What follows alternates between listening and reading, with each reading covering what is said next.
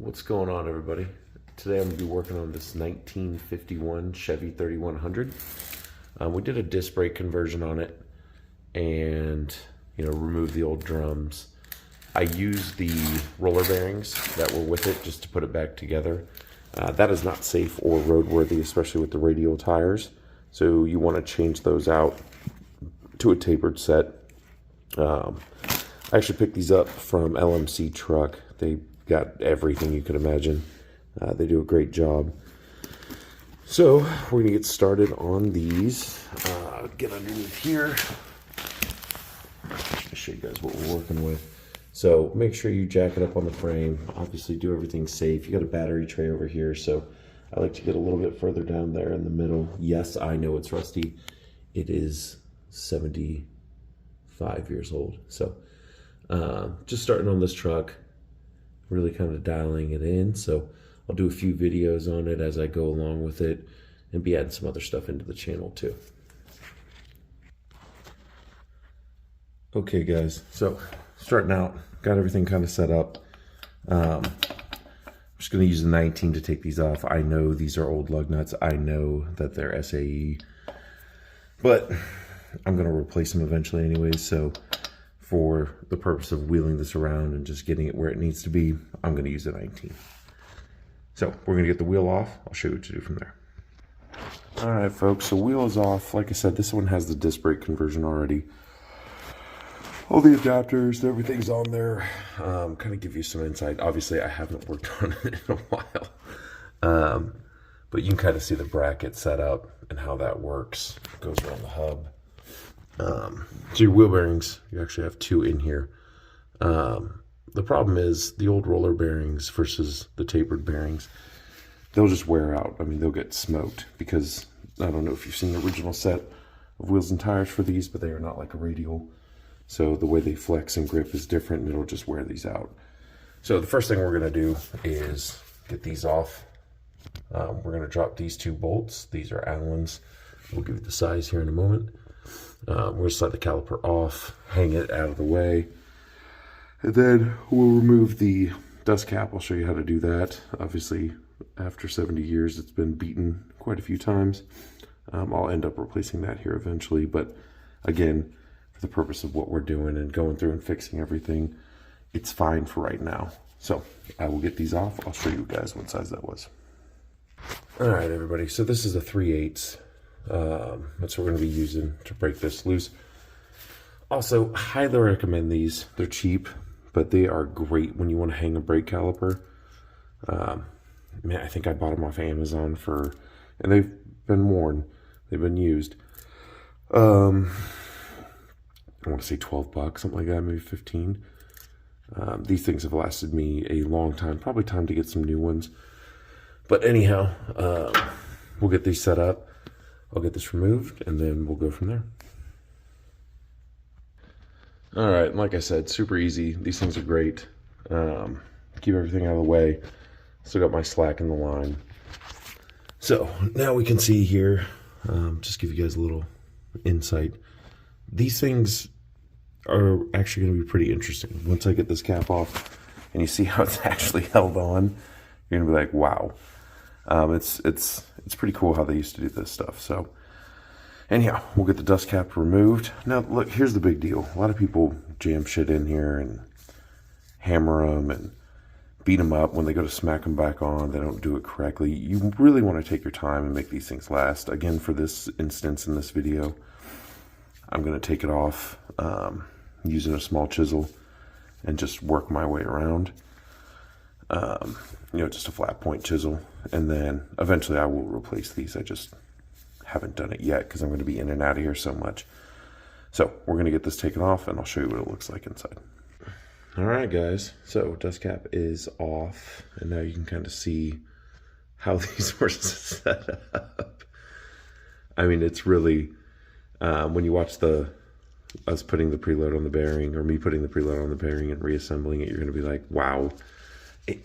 Honestly, though, it works really, really well. There's just not a lot of tension on these, like there's on newer vehicles. So we're going to get the cotter pit out. We'll get the nut backed off, and then I will show you guys how to remove the old wheel bearings, punch and load the new ones, and get the new races in and everything along those lines. So we'll get the hub off and we'll get rolling. All right, guys. So the wheel bearing assembly hub is off. Your adjust cap, cotter pin, you're crowned up. You'll have this washer. As you can see, the tab, it literally goes on one way. There's a channel for it. And then you have this fun guy right here. Now, if we look over, you can see the actual bearing. You can see these roller ball bearings. These are the old original bearings. Now, again, for the sake of getting all the lines ran and everything we did, I just put them back in. But they will all be coming out today. We got our new ones set up, cleaned up, lined up, and I will show you what to do from there. And I should have clarified that piece, sorry. So that is actually the inner race. So that one goes on the front. You can kind of, again, this is all really old. You can see the inside race down there. Trying to get some good light in there for you. There's a few tabs, and I don't know if you can really see them. You can kind of see that right there, that little opening where the radius rounds out, and then it has an opening there. You kind of see there's about 4 of them. That is how you punch this thing out. You do it on both sides. Here is the race for the back bearing, so that'll actually come out. We'll get that off here in a minute. But we'll start by punching these out and getting everything kind of cleaned up and set up.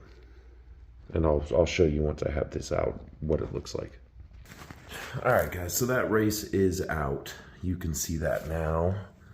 A lot easier to see it now. So your actual assembly goes in, effectively like that. And there's your old bearing, all right? So I kind of put the light under there so you can see where you actually have to tap everything out. The race sits down in here, and we'll kind of see what that looks like in there. So we'll get all that cleaned up. We'll get the other side punched out as well. And then I got to get that inner race off.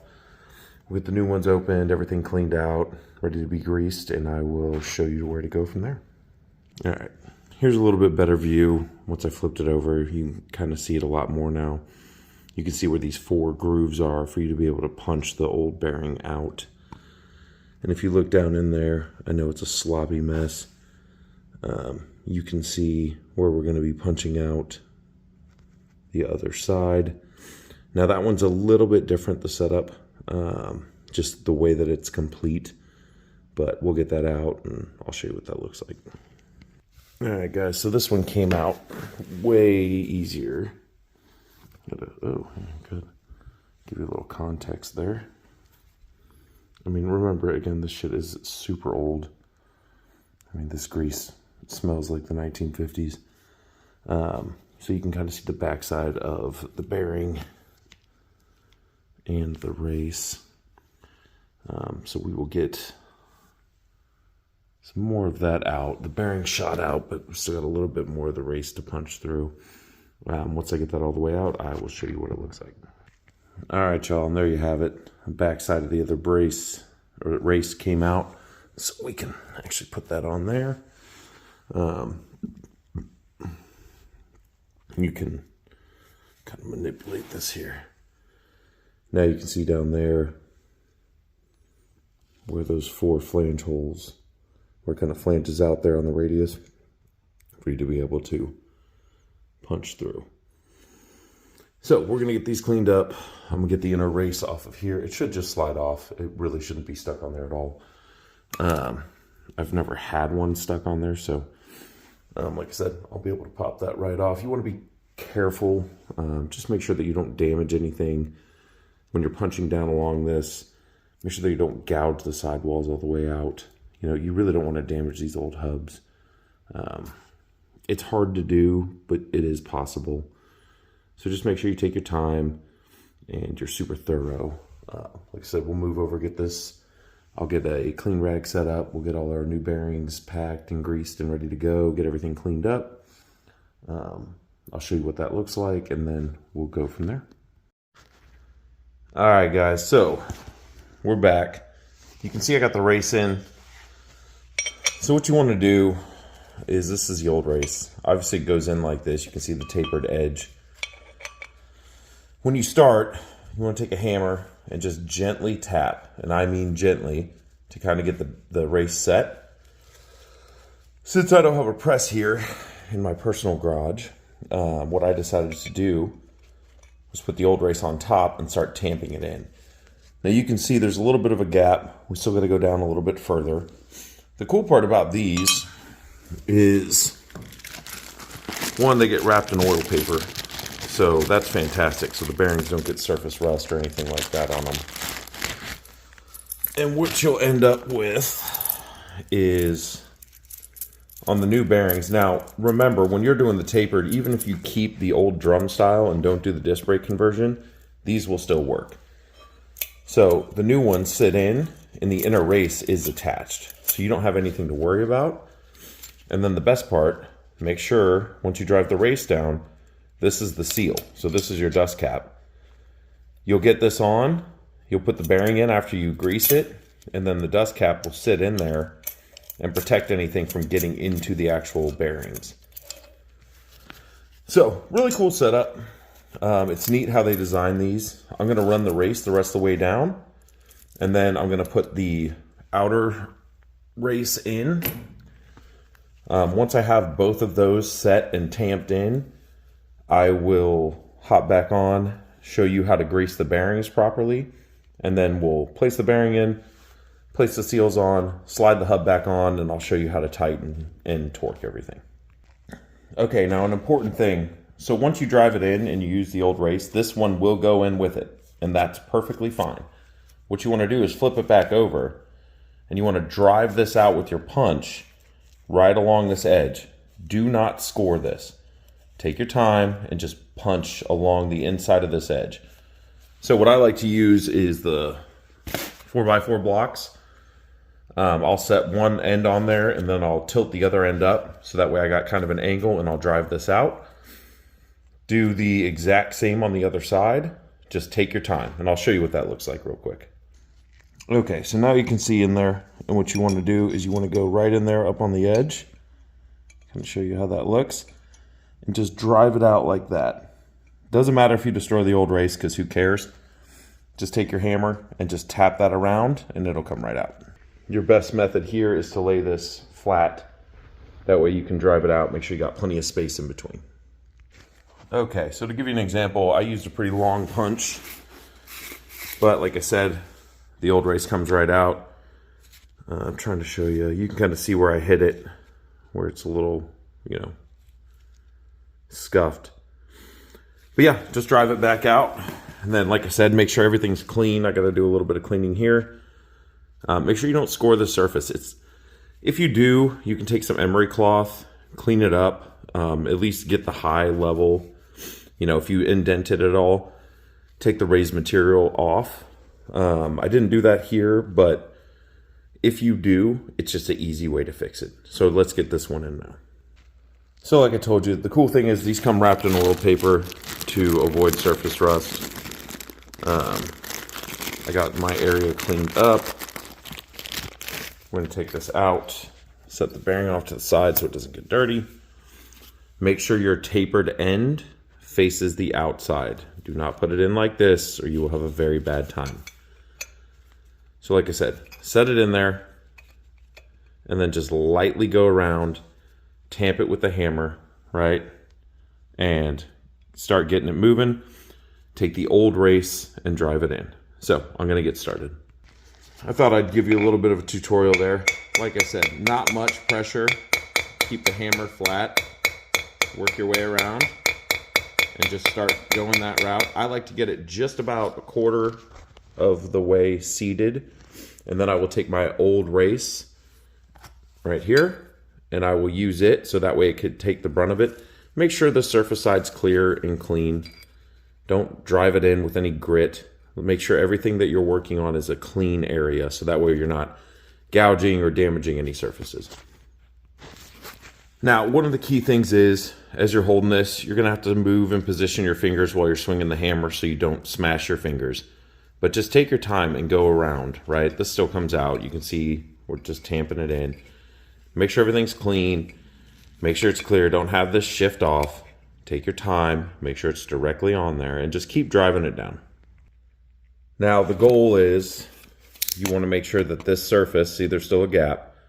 You want to make sure that goes flush right on that mounting surface down there. And it's kind of hard to see, I know. You see I still got a little bit of a gap. So just keep taking your time, run it down there, be patient. Now you'll be able to hear the tone when it bottoms out. It doesn't go any further. That's when you know you're seated. Flip it over. Like I said, on the inner lip, drive the old race out. Just hit different points, right? Do 4 pattern and just hit different points and knock it out once you have it flipped over. All right, so you can see that this one dropped out. Like I said, if you want to keep them, so that way you can just kind of beat on these ones. I mean, you'll have another set on the other side. You can kind of see how my setup is, right? I use the bolts just to keep it level. But yeah, so now that's out. We're going to pack the bearings, and I will show you what that looks like. All right, so camera angle here kind of sucks. Make sure you have your grease, your bearing grease. Make sure you have the right grease. Now, I start on the back one. You want to get this thing, you literally want it packed in. You want to roll it. If you don't have a bearing packer, and this is a good example, I don't have one here, get the grease over every square inch. Run the bearings. Make sure it's in there. You can clean it out from the inside. Don't freak out. It's fine. Get them packed, right? You really want to pack these things. You want to get the backs too, right? So the backside's super important. Just get all that grease in there, right? Sorry, I know my camera angle's a little weird. Trying to get all that in there. All that bearing grease. And then you want to turn it, right? So you want to make sure, you know, I put my fingers on the inside, put some pressure on it, make sure everything's packed in. There's not so much thing as really being excessive. You can put too much grease in there, but if you do, it's just going to go in the channel between the bearings. So make sure you got it packed in really nice and tight. If you don't have a bearing packer, this is going to take you some time. It's okay. All right. Just make sure you keep putting grease on it until you're confident that you've had enough in there. All right. It's just paramount. You want to make sure you got plenty of grease. All right. So once we get that done, we're going to clean up any of the excess. It's fine to have a little bit on there. You're going to need some on the shaft anyways. We're going to put this back in our race. Have it set up. I know you're listening to me right now and not seeing what I'm doing, which is fine. I'm going to change out, take these gloves off. Okay. So now we got it in there. Honestly, you're going to have different varying opinions of how tight you should do this, et cetera, et cetera. This sits loose in there, right? Again, any excess grease is fine. The shaft needs greased. The spindle shaft needs, grease on it. It's not that big of a deal. Some people will go, oh, well, it's got to be perfect. It doesn't. It's a 51 Chevy. You're not going to have it perfect. So make sure that you have this set up to go in the right way. And let me tap this in. I'll show you what it looks like. Okay, so I haven't tapped it in, but for clarity's sake, this is how it needs to sit. This lip is going to sit on the outside. Be careful tapping this in. I'm going to use a little block that I have that's flat. Set it on top and just put direct pressure on. You can do it, there's a million ways to skin this cat. That's just how I'm going to do it. Okay, so mine is now seated. Just to give you an example, I just used the base of a 4x4 block, set it up on top of there, and just struck it directly on the top once I felt it was centered. I'm going to wipe this down, clean it up a little bit, and flip it over, and then I'll show you how to. It's literally the exact same thing. The only difference is on the front race, we just packed the grease. So we're actually going to put this on once this is packed and ready to go. Slide it onto the shaft, and then this is sealed by the dust cover, the nut, and the washer, and everything else. So I'm going to get this bearing packed just like we did the other one. Like I said, make sure you have every single crevice flipped, rotated a bunch of times, get it really well greased. And once you do that, we'll reassemble, and I'll show you what that looks like. Okay, so slid this on, went on nice and easy, put the front bearing on it. So again, everything went in just like I told you. Literally slide this onto the spindle, put your front bearing on. Just be consistent and dead straight on with the pressure. Nothing's going to happen. It's fine. Your next move is going to be, once you have that done, like I said, this whole assembly is greased. You know, you can overdo it and really be super, super clean about it. My major thing is making sure there's no debris, excess dirt, anything like that. Make sure you're reassembling. I mean, this is a rolling assembly for the car, so just make sure that everything's clean. If you want to take emery cloth to every square inch of it, you can. You know, I don't see the need to clean out here, right? It's not going to do anything. As long as my surfaces and mating surfaces and everything in the assembly is clean and the grease is fresh, that's really all I care about. Next part, we're going to put this on. We're going to run it loose, and I will show you exactly what we do here. This should thread on nice and easy. So I'm going to need 2 hands here in a second. So I'm going to take a pause, and I'll show you how to torque it and what all that looks like, all right? I mean, there's not really a torque procedure, but I'll show you what it looks like. Okay, so for the old school gearheads, this is not going to be a thing at all. What you want to do, and I'm going to need 2 hands to do this, but you want to start spinning the bearing. As you do it, you're going to tighten this up until it's snug. It's going to have a little bit of drag. I'll show you what that looks like. Let me position the camera so you guys can see it. One sec. Figure out a good way to position this. That way you guys can kind of watch how to set it and then back it off. There is no torque spec to it, so I'll show you what it looks like. Okay, so kind of give you an idea. What you're going to do is you're going to spin this, and as it starts to get a little bit of drag, you're going to tighten as you go. And once it starts to drag a little bit, right about there, it slows down. You're going to back it off about a 1/4 turn.